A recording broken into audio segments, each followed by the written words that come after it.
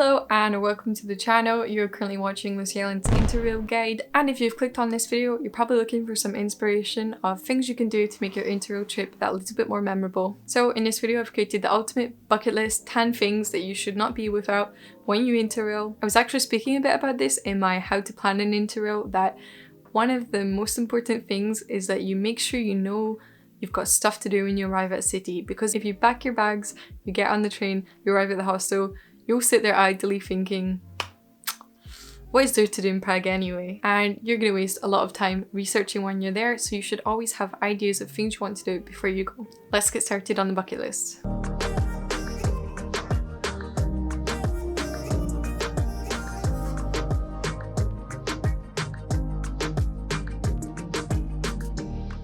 Number one is go to a festival or a big event in general. I cannot recommend this enough. It gives you something really cool to look forward to, something you might not even have done before. I'd never attended a festival before I Interrailed, and it was certainly a fun experience. And it's another way to meet travellers that are not just backpackers in a hostel. You see a lot of people at the festival that might have come just for that. Don't be without a big event that can be the kickstarter of your trip. Number two, I've said bar crawl. Whether you drink alcohol or not, that is your choice, but you should still be tending bar crawls. They are some of the best ways to meet other backpackers in your hostel, and they are also some of the funnest ways to experience a city's nightlife. The truth is, the people in the hostel know what they're talking about, they know where to go, and if you join them, you'll meet new people, you'll have a lot of fun, and you'll just see the city from a different side. In my experience, the hostels tend to take you to cheaper bars, which is a really good way to not blow all of your money on your nightlife. Whether you're going to drink a wine, a beer, or just water, please go to the bar crawls or any other hostel events that they have to offer. Number three is, this is kind of a weird one, but if you know me personally, you know I love the sunsets and the sunrises, and there are going to be amazing viewpoints from some of the cities you're going to visit for sunrise or sunset. Check which one's better when you do your research, but always try and stay up to do a sunrise or find a nice location to watch the sunset. It's a really nice nostalgic kind of moment, and it can make your trip a little bit emotional. And yeah, I recommend you grab a drink, some snacks, and you just sit at a high hill and enjoy the moments. Number four, hostels tend to tell you about free walking tours, and for the first 7 or 8 cities I thought it's probably a money scam. It can be free, whatever. Turns out these are free.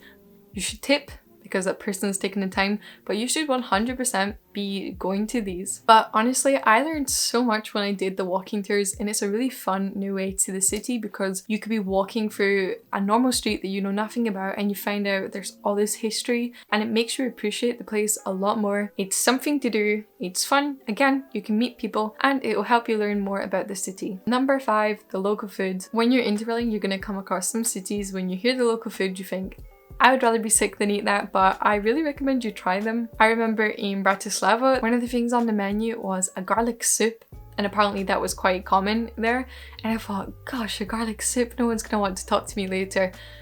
This soup was incredible, and if I hadn't have just had the guts to try something new, I would have missed out on this cool culture experience, and I never would have tried garlic soup. Now, if you're vegan, of course, I'm not telling you to go and eat frog legs in France. Nonetheless, try something new when you're there. You are there to discover their culture, not to go and have burgers and fries or whatever food you eat in your own home. Number six is say hi to a stranger, because a friendship just might bloom. Okay, I'm being a bit corny here, but you never know who's around you until you go up to them, say hi, and ask about their life. I would recommend doing this in the hostel or when you're around backpackers, because maybe you're gonna annoy a local, but definitely when you're in a hostel, talk to new people, try and meet new people, go out of your way to make friends. They might have been there longer than you, they might have some tips about things to do, or you might be able to go and spend the day together. It'll be sad when they go, but count to 5 and say hi. Number 7 is go on an overnight train. I'm only saying this because it's an experience. It's really weird sleeping on a bed in a train.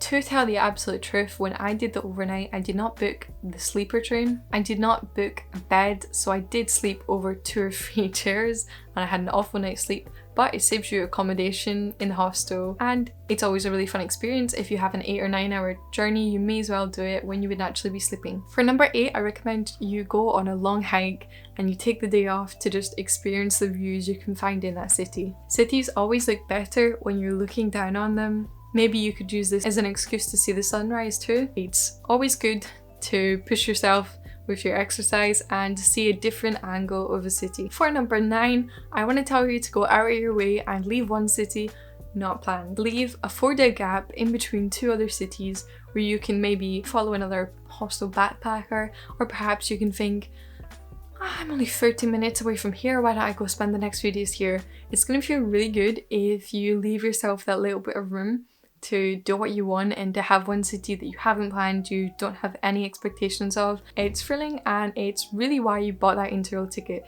to be able to wake up and think, today I'm going to Milan. As we come to number 10, the last tip is to document the whole thing. I say this in almost every video I make about Interrail and every video I make in general, because there's really some value in taking your phone camera or buying a camera or a GoPro or even a disposable one and taking those moments that you don't want to forget when you're 40 years old. The greatest part about Interrail is that you're young, you're traveling, you're learning and you're experiencing new stuff. So the thing about Interrail is you're experiencing new stuff. Truth be told, the thing about Interrail that is sad is when you visit a lot of cities in a little amount of time, you can sometimes have an image of cities blended together and you don't want that. So take videos, take photos and try to remember everything for what it is. Okay, I know I talk very passionately about Interrail and about bucket lists and youth in general, but I hope I've inspired you to do something that you weren't originally planning on your own Interrail. Let me know one thing in the comments that you are really excited to do when you're Interrail. If you've enjoyed this video, you should check out my Interrail guide up here, where I have the when, why, should you, how much of Interrail. And if not, that's okay. I hope to see you soon. Bye bye.